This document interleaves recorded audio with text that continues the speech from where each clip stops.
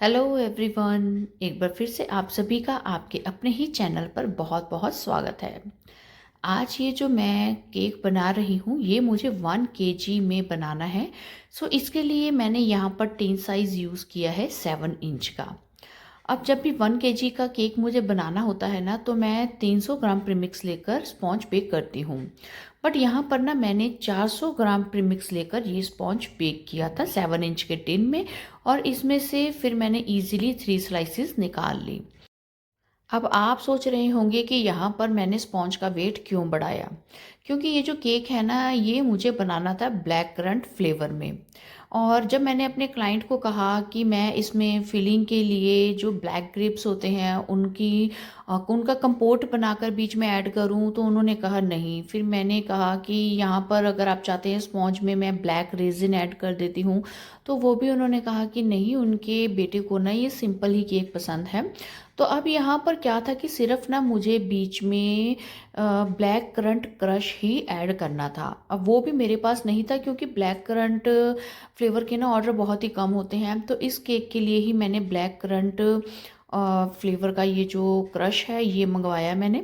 अब यहाँ पर फिलिंग में जैसे कि मैं 200 ग्राम फिलिंग ऐड करती हूँ, तो अब आप सोचिए कि 200 ml यहाँ पर क्रश डालना बीच में वो बहुत ही ज़्यादा हो जाता है। इतना क्रश आप फिलिंग में नहीं डाल सकते हैं। सो इसलिए मुझे पता था कि क्रश तो इतना नहीं जाएगा, इसलिए जो क्रश का वेट कम होना था उसको मैंने स्पॉन्ज में बढ़ा लिया। क्योंकि 7 इंच के टिन में ना स्पॉन्ज हम 1 kg केक के लिए बेक करते हैं ना, तो जो स्लाइसेस हैं ना वो बहुत ही पतली पतली सी निकलती हैं अगर आपने 3 स्लाइस कट करनी है तो। सो इसीलिए यहाँ पर मैंने ना स्पॉन्ज का वेट एक्स्ट्रा बढ़ा लिया था। अब फिर आपने देखा कि बीच में मैंने जो ब्लैक करंट है वो क्रश ऐड कर दिया है। और इसकी सोकिंग करने के लिए मैंने क्रश को ही ऐड कर दिया था प्लेन वाटर में, और जिसके साथ में मैंने इसकी लेयर्स की सोकिंग की है। तो ये जो क्रम कोटिंग का काम है ये मैंने रात को ही करके रख दिया था, और नेक्स्ट डे अर्ली मॉर्निंग उठकर मैंने इसके ऊपर फाइनल जो आइसिंग का काम है वो स्टार्ट किया। अब यहाँ पर ये वाला ग्रीन कलर मैंने यूज़ किया है इस केक की फाइनल आइसिंग को कंप्लीट करने के लिए। अब क्लाइंट ने ना मेरे साथ में पहले एक और कोई हमने डिज़ाइन सेलेक्ट किया था। तो क्लाइंट ने उसके अकॉर्डिंग जो डिज़ाइन था ना वो मुझे पेपर टॉपर्स लगाकर बनाना था। बट क्लाइंट ने कहा कि उनके बेटे ने ना वो डिज़ाइन देख लिया जो उन्होंने उसके लिए सरप्राइजिंगली सेलेक्ट किया था। अब उसने कहा कि उसको तो ना ये वाला माइनक्राफ्ट गेम में ही केक चाहिए। तो आज का जो थीम है वो माइनक्राफ्ट गेम के ऊपर बनने वाला है।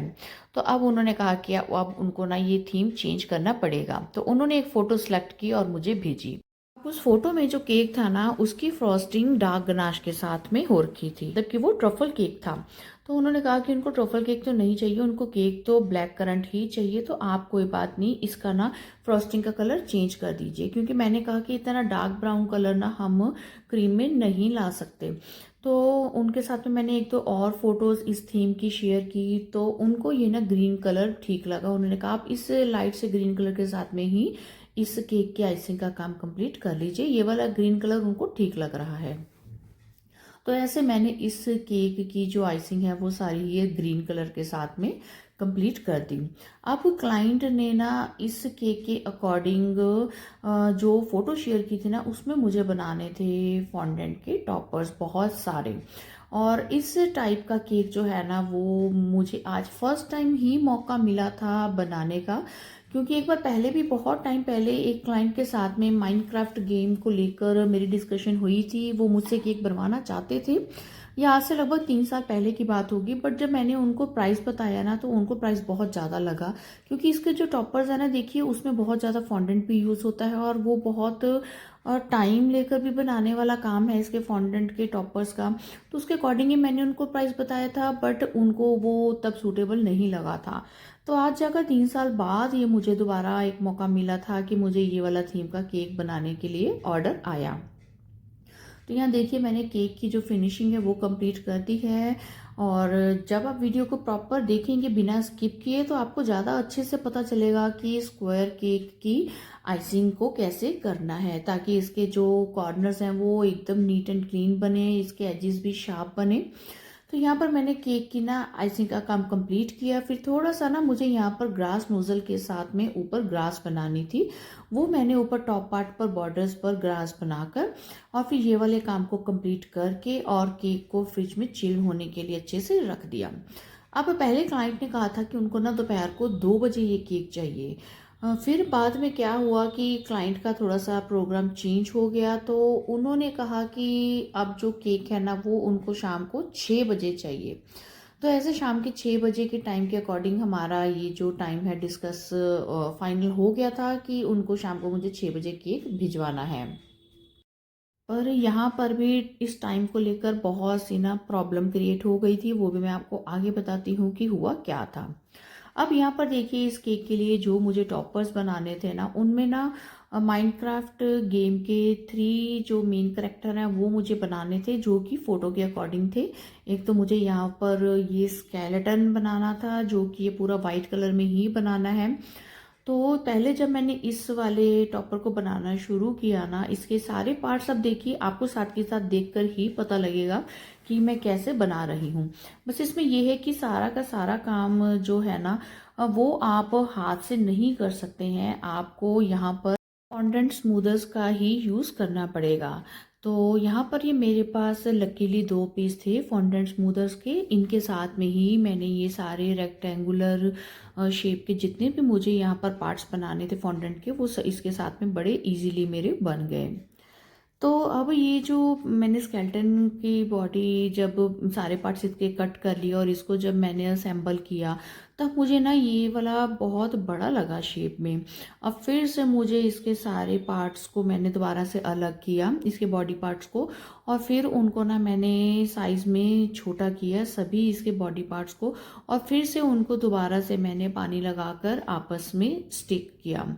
तो ऐसे है कि जब आप फॉन्डेंट का काम कर रहे हैं ना, तो क्या होता है कि या तो आप प्रॉपर एक मेज़रमेंट के साथ में काम कीजिए कि मुझे यहाँ पर इस बॉडी के लिए फॉन्डेंट इतने ग्राम यूज़ करनी है, फेस के लिए इतना करना है, इतना करना है।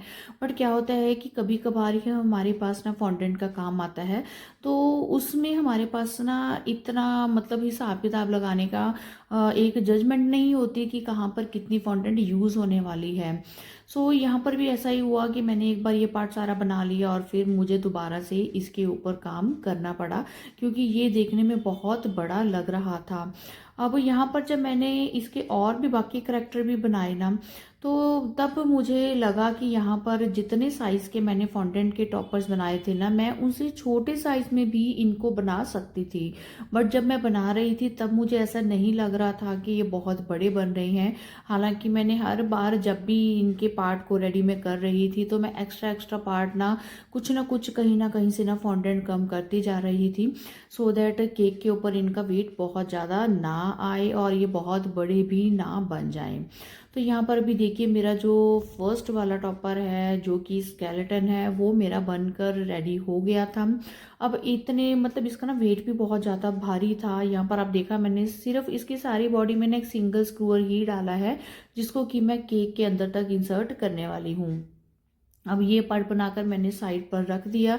अब इसके बाद में मुझे एक दूसरा करेक्टर बनाना था, जो कि इस गेम का शायद एक मेन करेक्टर है, वो है स्टीव।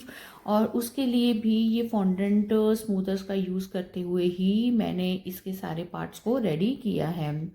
क्योंकि जब आपको रोल करना हो ना फॉन्डेंट, तो आप इजीली हाथ में पकड़ कर उसको गोल कर सकते हैं, रोल कर सकते हैं। बट आपको जब सारी इसको फिगरीन को ही एक स्क्वायर या रेक्टेंगुलर पीसेस के साथ में जोड़कर बनाना हो, तब आपके पास ऐसे फॉन्डेंट स्मूदर्स हों प्लास्टिक वाले, तो बहुत अच्छा है। इनके साथ में ही आपका काम एक तो जल्दी भी होगा और बहुत अच्छी फिनिशिंग के साथ में भी होगा। अब यहाँ पर ये मेरा दूसरा जो इस गेम का करेक्टर है वो भी बन गया था। अब इसको भी पूरा मैंने बना लिया। फिर बाद में ना कहीं कहीं से मैंने मतलब इसका ना और भी पार्ट कुछ कुछ अलग किया। मतलब लेग्स का पार्ट थोड़ा सा छोटा किया, थोड़े से इसके हैंड छोटे किए, और इसका स्टमक का पार्ट, फेस का पार्ट छोटा किया, क्योंकि मुझे एक बार लग रहा था जब मैंने बना लिया कि बहुत बड़ा हो गया था। तो मैंने इसका कुछ कुछ पार्ट ना हर एक पार्ट में से फॉन्टेंट का पार्ट रिड्यूस किया, इसको थोड़ा सा साइज में छोटा किया था। अब इसका एक और भी ध्यान देने वाली बात है कि इसके जब आप ऐसा बनाते हैं ना, तो ये जो स्केलेटन है ना, इसकी हाइट स्टीव से बड़ी होती है। तो आप जब भी बनाएं ये देखकर बनाएं कि इसको थोड़ा सा हाइट में आपने बड़ा बनाना है। और बाकी ये गेम्स के बारे में मुझे ज़्यादा नॉलेज तो नहीं है। जब कोई ऐसा आपके पास आता है बनाने के लिए, तभी आप उसके रिगार्डिंग कुछ देखते हैं, क्योंकि ये क्या है कि ना, बच्चों के काम की चीज़ है, बच्चों को इन सब का पता होता है। तो मेरे पास तो जब कोई ऐसा ऑर्डर आता है तभी मैं इसके बारे में नॉलेज लेती हूँ कि ये क्या क्या है, कैसा दिखता है, फिर फोटो में वो कैसा दिख रहा है, उसको देख कर बारीकी से एक एक पार्ट को वैसा बनाना पड़ता है। अब यहाँ पर एक और इसका करेक्टर मुझे बनाना था जिसका नेम है क्रीपर, और ये सारा ग्रीन कलर में ही बनाना था, और इसका तो काम बहुत ज़्यादा नहीं था, बड़े इजीली मैंने इसको बना भी लिया। अब इसके बाद में ना यहाँ पर मुझे ना 4 छोटे छोटे, आई थिंक ये बॉम्ब ही होंगे, वो मुझे बनाने थे। कुछ ये एक्सप्लोसिव्स है इस गेम के रिगार्डिंग, कुछ होगा इसका, तो वो भी यहाँ पर मुझे बनाना था, और इसके ऊपर TNT लिखना था। सो वो मैंने फॉन्डेंट के ऊपर लिखकर TNT और इन रेड पार्ट्स पर लगा दिया। तो ये था इस केक के लिए बनाने वाला काम फॉन्डेंट के साथ में। अब यहाँ पर कुछ ना मुझे प्रिंट आउट भी निकलवाने पड़े, जैसे कि एक तो ये गेम का नेम, और दूसरा इन 2 करेक्टर्स के हाथ में ना एक तो स्वॉर्ड पकड़ानी थी और एक एरो बो पकड़ाना था, तो वो मैंने प्रिंट आउट ही निकाल लिए थे। तो यहाँ पर ना अब सबसे पहले एक ग्रीन पार्ट फाउंटेन का कट करके बीच में होल भी कर दिए। यहाँ पर ना 3 जगह मैंने केक पर रख दिया था, क्योंकि ये जो एक बार मुझे सारा केक असेंबल करना था, फोटोज़ लेनी थी। अगर मैं टॉप पर वैसे बीच में डाल देती फिर निकालती तो क्या होता, वहाँ से ना क्रीम ख़राब हो जाती। इसलिए मैंने ये छोटे छोटे ना नीचे ग्रीन पार्ट जो है आप देखोगे मैंने केक पर लगा दिए थे। अब यहाँ पर ये स्वॉर्ड और ये जो बो है, इसको मैंने टूथपिक लगाकर प्रिंट आउट निकलवाया था और ये टॉपर्स के अंदर इंसर्ट कर दिया था। तो यहाँ पर जितने भी पार्ट बनाए थे फॉन्डेंट के, वो सारे मैंने यहाँ पर असेंबल कर दिए थे। और जब क्लाइंट को केक भेजना था तो ये तीनों टॉपर्स ऊपर से हटाकर इनको अलग से पैक करके मैंने क्लाइंट को डिलीवर किया था। अब केक क्लाइंट के पास पहुंचने में बहुत लेट हो गया, क्योंकि जिसके थ्रू मुझे केक भिजवाना था वो ही मेरे पास लेट पहुंचे। तो ऐसे हुआ था कि केक उनके पास बहुत लेट पहुंचा। यहाँ पर बहुत सी टेंशन भी क्रिएट हो गई थी, बट एनी हाउ जब केक उनके पास पहुंच गया, मेरी तब सांस में सांस आई कि चलो जी अच्छे से टाइम पर ही डिलीवर हो भी गया। हालांकि थोड़ा सा तो लेट हो गया था, उनके गेस्ट भी आ चुके थे। तो ऐसे ही आज का ये केक जो है मैंने किया कंप्लीट। क्लाइंट को टेस्ट वाइज और लुक वाइज बहुत ही पसंद आया। तो जो लेट पहुंचने का एक मुझे सदमा लगा था ना, वो भी मेरे दिमाग से निकल गया जब क्लाइंट ने कहा कि उनको केक बहुत पसंद आया, सभी गेस्ट ने इसको पसंद किया। आई होप आज की वीडियो आपके लिए भी यूज़फुल होगी। अगर आपको वीडियो पसंद आए तो इसको सेव कर लीजिए, चैनल को सब्सक्राइब करना मत भूलिएगा। अब आपसे मुलाकात होगी एक और केक डेकोरेशन की वीडियो में। Till then bye bye and thanks for watching.